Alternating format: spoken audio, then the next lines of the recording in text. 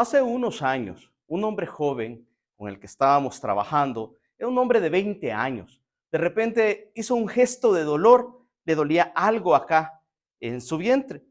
Yo le pregunté, ¿qué te pasa? Me duele mucho, me duele desde hace 5 años. ¿Y qué dice el médico? Yo le pregunté y él me dijo, no he ido al médico.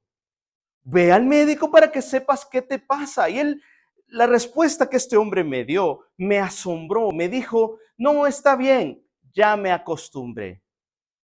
Ese día aprendí que los seres humanos podemos acostumbrarnos al sufrimiento. Los seres humanos podemos acostumbrarnos al dolor, a la tristeza y a la enfermedad. Y asumir, creer que esa es nuestra forma de vida. Pero, ¿qué dice la Biblia? ¿Acaso debemos aceptar el sufrimiento como destino? ¿Acaso debemos aceptar el sufrimiento como nuestra forma de vida o como identidad? Eso sería aún más trágico. Mira lo que dice la Biblia de alguien que ha sufrido y que estaba sufriendo de hace muchos años. Dice en Marcos capítulo 5, versículo 25.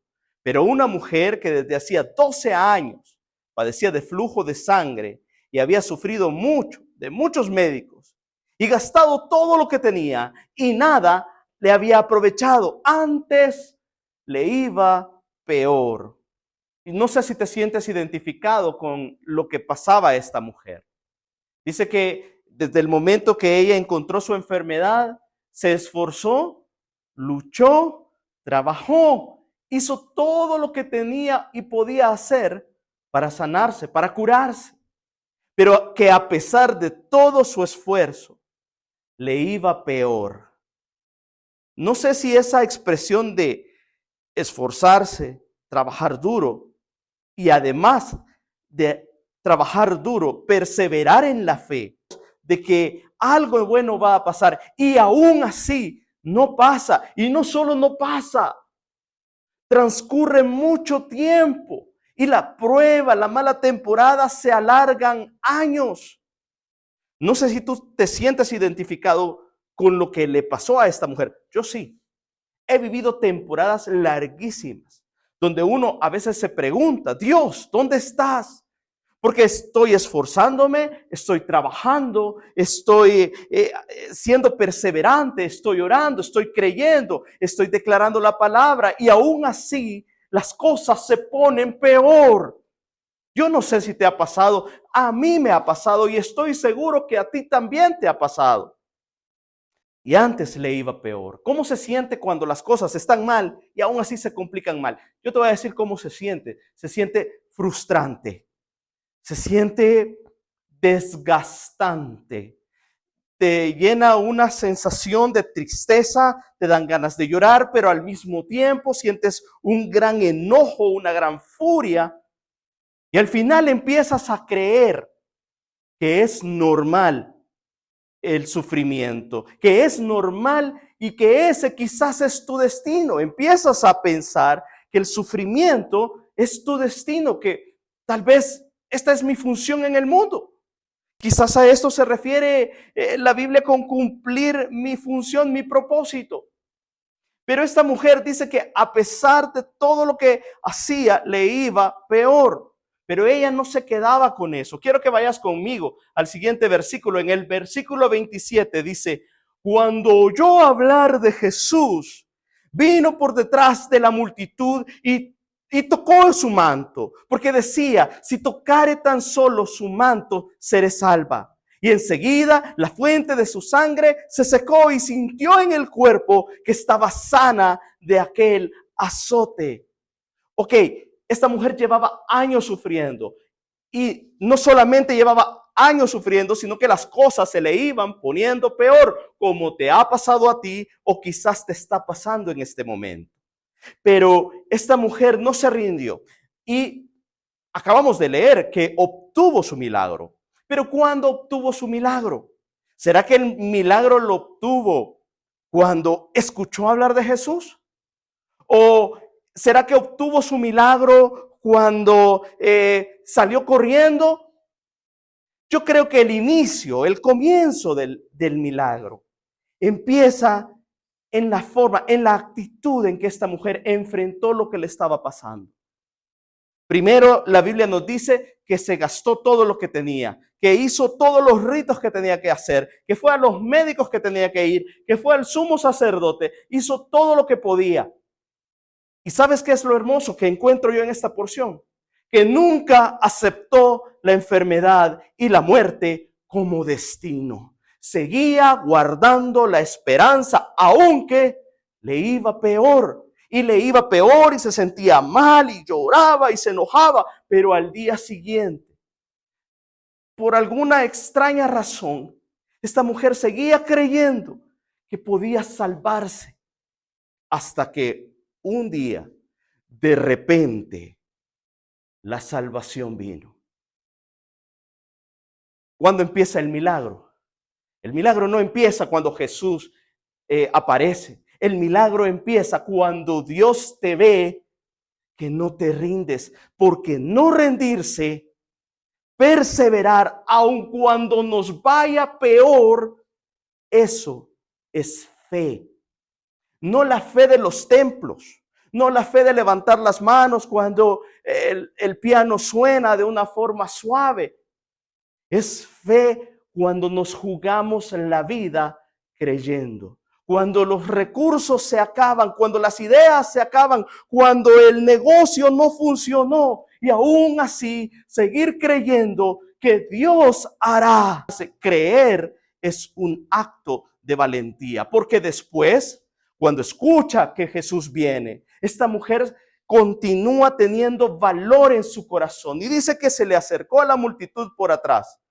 En aquella época, si una mujer con esta enfermedad se acercaba a la gente, sería gravemente castigada. Pero esa mujer dijo, bueno, de todas formas voy a morir. Da igual si es en la cama desangrándome o a pedradas frente a toda esta multitud, pero yo lo voy a intentar. La fe siempre es valiente. No puede ser un corazón cobarde y decir que tiene fe. La fe es absurda. La fe es un salto al vacío. La fe es muchas veces irresponsable ante los ojos de los hombres. Solo el que hace las cosas por fe sabe que lo que hace, lo hace porque está creyendo y viendo algo que los demás no ven ni pueden creer. Y Dios no avergonzará al que permanece en fe a pesar de que las cosas le vayan peor y peor. ¿Por qué? Porque Dios honra al que le honra.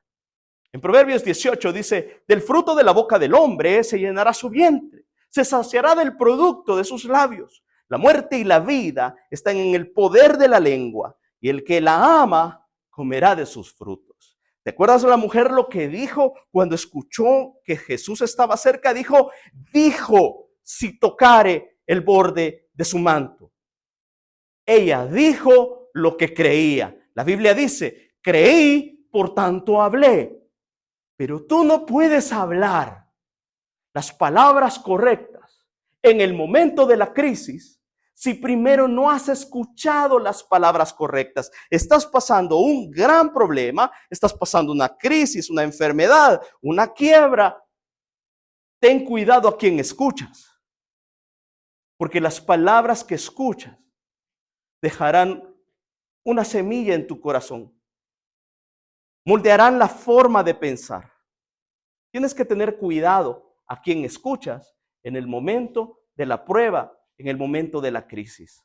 Si escuchas las personas equivocadas, fatalistas, te vas a sentir cada vez peor. Y la gente fatalista siempre dice, yo soy realista.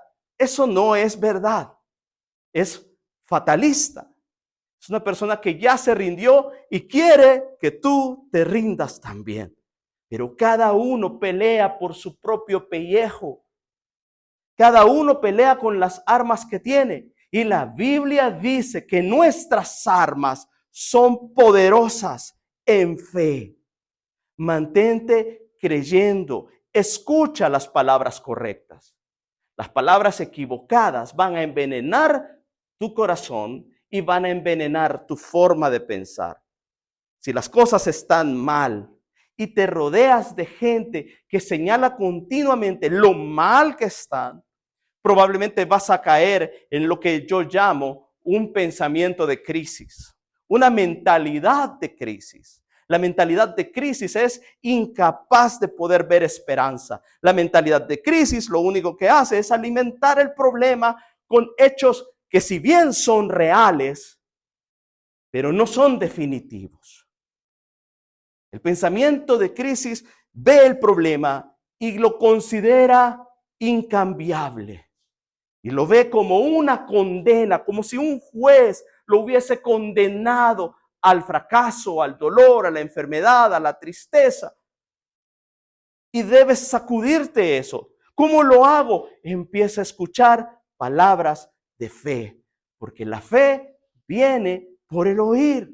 Quiero que vayas conmigo ahora a Romanos capítulo 12 y empieza con una expresión que a mí me gusta mucho, que Dios mismo nos dice: no os conforméis, no os conforméis a este siglo, sino transformaos por medio de la renovación de vuestro entendimiento, para que comprobéis cuál es la voluntad de Dios, agradable y perfecta. También hay otro versículo que dice que Dios tiene pensamientos de bien y no de mal, pero jamás podremos creer en eso si nos seguimos conformando a lo que nuestros ojos pueden ver, a lo que nuestros oídos pueden oír o lo que nuestra mente puede calcular. Porque entender y salir de este siglo, salir de este sistema, no va a ser con tus ojos o tus oídos.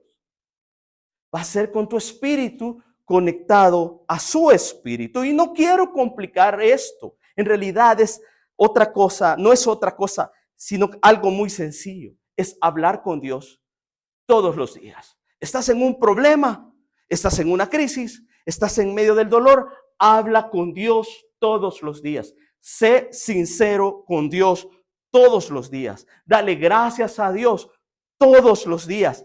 Permanece pegado a Dios todos los días con tus propias palabras. No tienes que hablar igual que el predicador, no tienes que hablar igual que el evangelista que ves en televisión, no tienes que copiarle la oración a nadie, solo habla con él.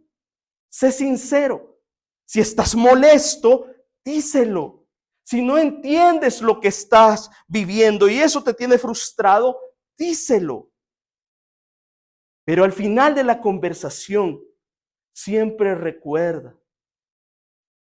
recuérdate a ti mismo y díselo a él, que sigues confiando en que él tiene el control.